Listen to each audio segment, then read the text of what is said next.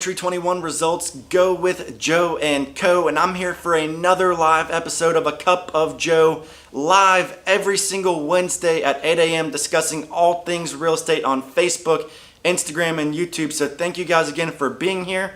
As always, I cannot see that you're here watching, but I can see that you're commenting. So please be sure to let me know that you are here watching.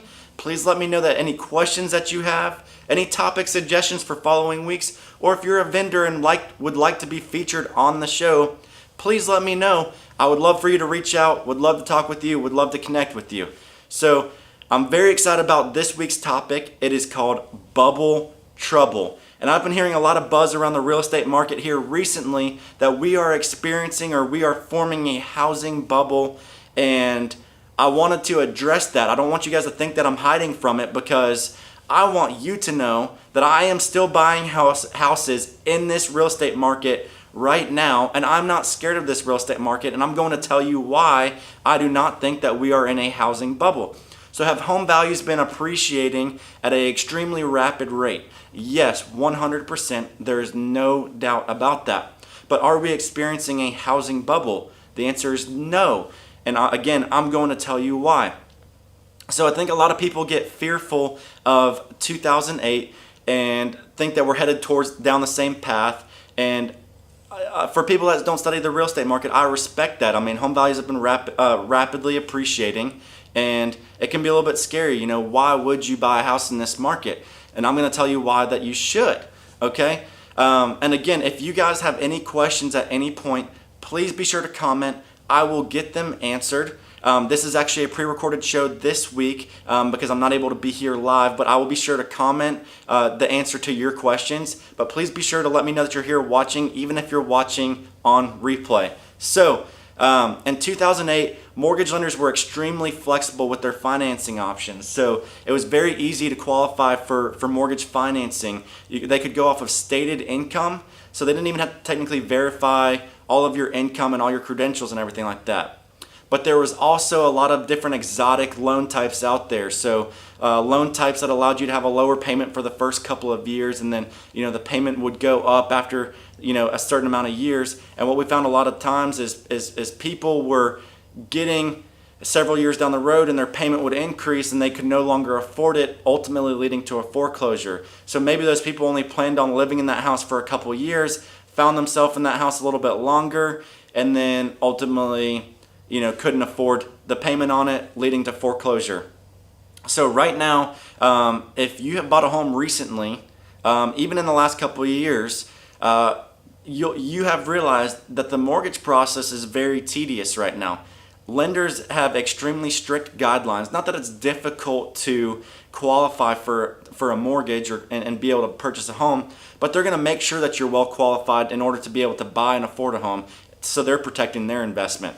So if there's anything you're going to try to sneak past them, they're going to find out that you're trying to sneak it past them. And that's just the reality of it. And ever since COVID really started 16, 18 months ago, you're seeing them even be a little bit more strict, because the reality is a lot of people out there have not been so fortunate during COVID, and there has been job loss, and there has been a little bit of uncertainty in the market as far as jobs and the economy goes. So they're going to want to verify your employment and make sure that you are a well-qualified buyer.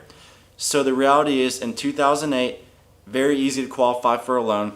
Now a little bit more difficult to qualify for a loan. Not that it's extremely difficult, but they're just going to make sure that whatever house you're buying that you can truly afford. So that's one thing to pay attention to on a difference for why we're not experiencing a housing bubble. The other thing is going to be inventory. And guys, again, if you guys have any questions, please be sure to comment. Let me know that you're here watching. I would love to hear from you. Say good morning to me.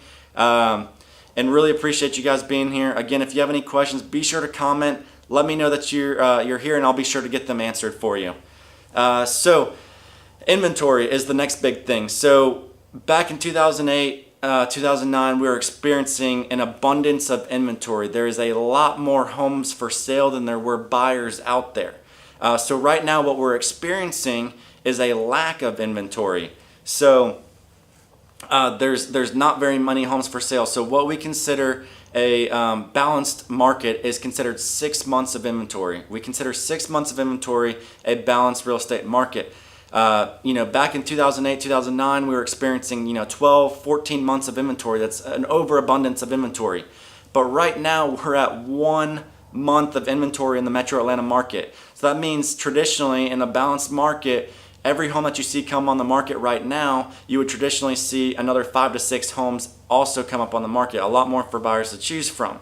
But that does not mean it's going to, that does not mean it's a bad time to buy. It does not mean that we're headed into, a downturn or recession, experiencing a housing bubble. It just means that there's high demand for houses right now. And I think that there's a couple reasons why. Yes, we talked about how home values are appreciating. So it's predicted that this year, there's no doubt that homes have been appreciating at an extremely fast rate, a high value. They're predicting home values to increase by 12% this year, which is a crazy amount. But does that mean it's going to go down in the future? No, all the economists, or several economists, are predicting that home values are going to continue to increase into 2022. So they're going to predict that 2022 has a 6% increase in home values.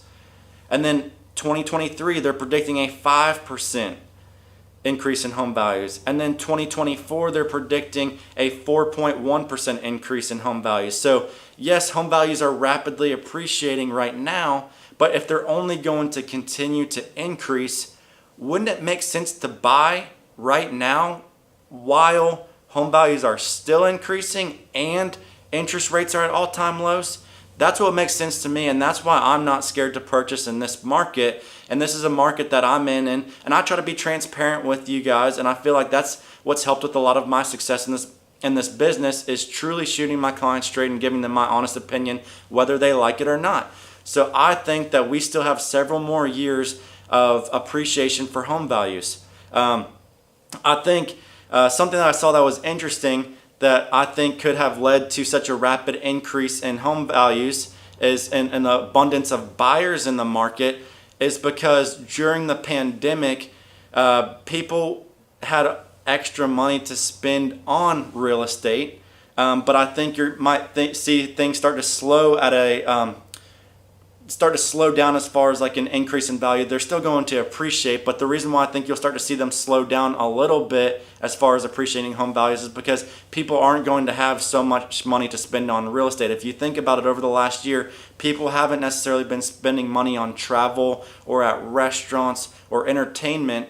So they have more money saved up to be able to put into real estate. So I think now that you're starting to see things open back up in the market and the economy, people have less money to spend on real estate because they are experiencing those other things in life, which is great. But you will still see real estate values increase. So once again, guys, if you have any questions regarding this topic, I know it is a pretty hot topic.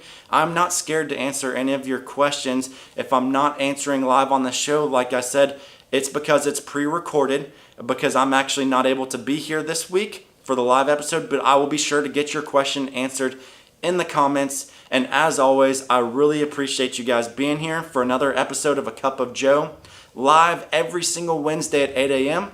I will see you guys next week.